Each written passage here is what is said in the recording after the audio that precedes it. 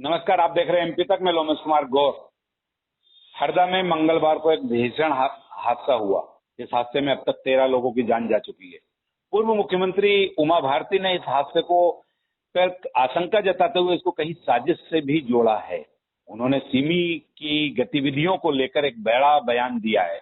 उस बयान के बाद हरदा जिले में भी हलचल तेज हो गई, क्योंकि हरदा जिला जो है खंडवा जिले की सीमा से लगा हुआ जिला है और यहाँ पर कहीं ऐसा कहा जाता है, ऐसे आरोप लगते हैं कि सिमी का स्लीपर सेल कभी हरदा रहा है। तो उसको लेकर हम विश्व हिंदू परिषद के कुछ पदाधिकारी हमारे साथ हैं। विश्व हिंदू परिषद के पदाधिकारियों में हम परिचय करा दें कि दीपक राज सोनी जो प्रांतीय पदाधिकारी हैं, हम उनसे सबसे पहले जानेंगे कि दीपक जी, इसमें आपको क्या आशंका लगती है कि ये हादसा कैसे हुआ, क्या हुआ? देखिए, आज बड़ा दुखद दिन है। ये जो 4 दिन हमारे हरदा को कलंकित करके गए हैं, ये बड़ा जो विभत्स हादसा हुआ है। और हमारी पूर्व मुख्यमंत्री उमा जी ने इस पर जो प्रश्न उठाया है, ये पूरे नगर की ओर से सभी लोगों को आशंका है कि केवल एक ही व्यक्ति के यहाँ विगत 2 या 3 ये हादसे क्यों हुए।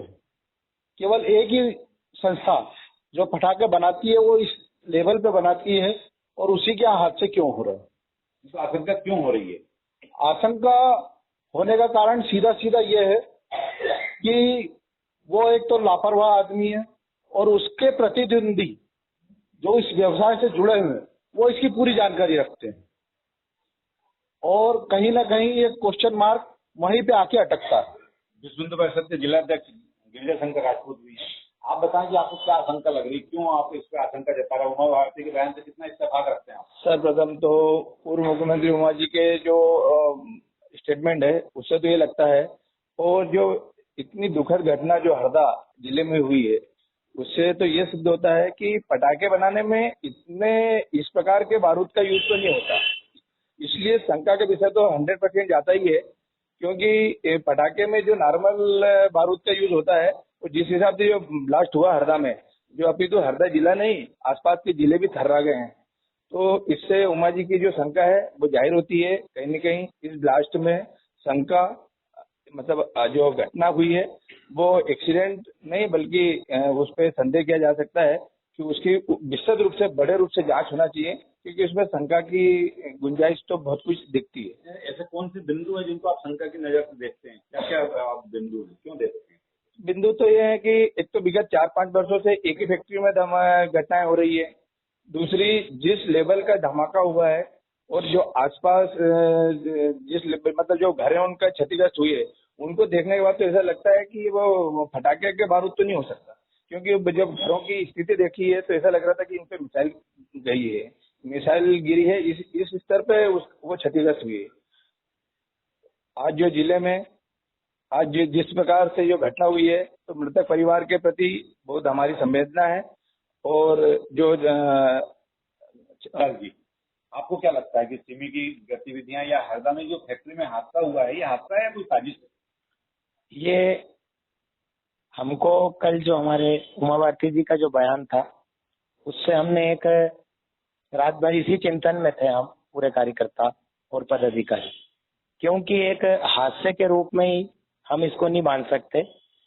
इसमें एक साजिश के रूप में ही काम किया गया, क्योंकि साजिश ऐसे होती है कि कई बार यहाँ सीमी के लोग का आवागमन हरदा तक रहा है। खंडवा जेल से जैसे कई बार सीमी यहाँ तक आए और गए, उनका पता नहीं था। लेकिन आज भी कई पुलिस थानों में और इसकी सीमी की रिपोर्टें दर्ज है। हमने भी कई बार आवेदन दिए थे कि साहब बाहर से जो भी गतिविधियां अगर यहाँ असामाजिक तत्वों की होती है तो उस पर नजर रखी जाए, लेकिन इसमें अभी तक कोई उन पे ऐसी नजर नहीं रखी गई और उसी का ही ये कारण है कि प्रशासन का आपका आरोप है कि प्रशासन ने जो आवेदन दिए हैं, हाँ, उन पर कभी प्रशासन ने कोई कार्रवाई नहीं की। आप लोगों ने दोबारा जांच के लिए कभी प्रयास? हमने कई बार प्रशासन को जांच मौखिक में हमने स्वयं अपनी मौखिक से बोल के आए कि साहब ये क्योंकि लिखित में देने के बाद में अगर अपन किसी सीनियर कार्यकर्ता का अगर लिखित में दे रहे हैं तो वो एक न्यूज के माध्यम से हो या अगर कोई पेपर के माध्यम से देंगे तो उन तक खबर जाएगी। हमने गुप्त सूचना बड़े बड़े अधिकारियों को कई बार करी कि साहब आप इस पे ध्यान रखें, हरदा में कभी भी बहुत बड़ा विस्फोट हो सकता है। फटाके से केवल मात्र वहीं के कुछ लोग, इतना बड़ा विस्फोट जिससे कम से कम 1 किलोमीटर तक के उसके आग के गोले गए, लोगों पे पड़ा। 3 विस्फोट एक साथ में हुआ। इतना बारूद रखा हुआ था कि पूरे हरदे को तबाही मचा सकता था। आप देखते होंगे कितनी 144 एम्बुलेंस है, ये सब लगने के बाद भी कितने लोग घायल है। हम मृतक परिवार से हम कल मिले, हमारी आत्मा ऐसी लग रही थी कि इनके आज वो घर में बाहर बैठे हैं अपने घर से यहाँ आके। सरकारी योजना से उनको अभी तक उनके घर तक कोई योजना नहीं मिली। ये आपके जिला मंत्री का कहना है कि हमने कई बार मौखिक रूप से गोपनीय जानकारी दी, प्रशासन ने कार्रवाई। तो आपका संगठन जो है वो क्यों अब तक निष्क्रिय रहा है, इसको लेकर क्यों सक्रियता की भूमिका में नहीं रहा?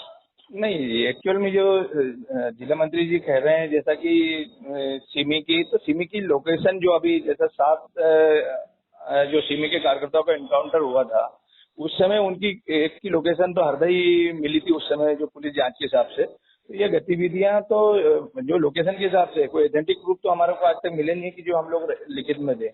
हमको जो जनरली जो अभी वहाँ पे जो इनकाउंटर हुए थे उसमें से एक की लोकेशन हरदा में थी, ये उसका प्रूफ है। तो अब क्या आप चाहते हैं सरकार से? क्या सरकार से तो यह चाहते हैं कि आप हर एंगल में इसकी जांच की जाए और मृतक परिवार को उनको इंसाफ मिले।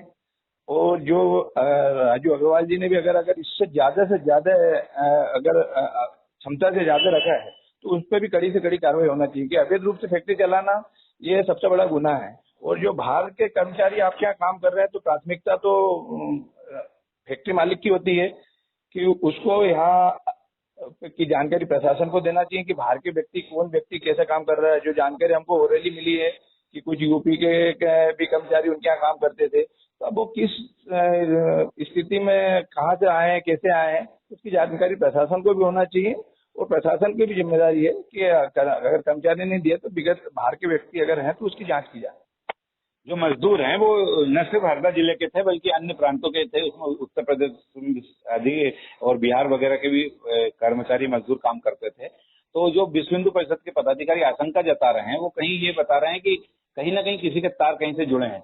दीपक जी, आप प्रांतीय पदाधिकारी हैं विश्व हिंदू परिषद के, लेकिन अभी तक आपकी तरफ से कोई ऐसा क्यों नहीं कदम उठाया गया कि सरकार को इस मामले में अभी तक जांच के लिए? यह बात उमा भारती ने उठा ली है लेकिन आप लोग उठा नहीं पाए किस बात? नहीं, चूंकि हमारे जिला मंत्री ने जैसा बताया कि हमने समय समय पर अवगत कराया है और अध्यक्ष जी ने बताया सारी चीजों पर तथ्यात्मक विषय लेके आए हैं।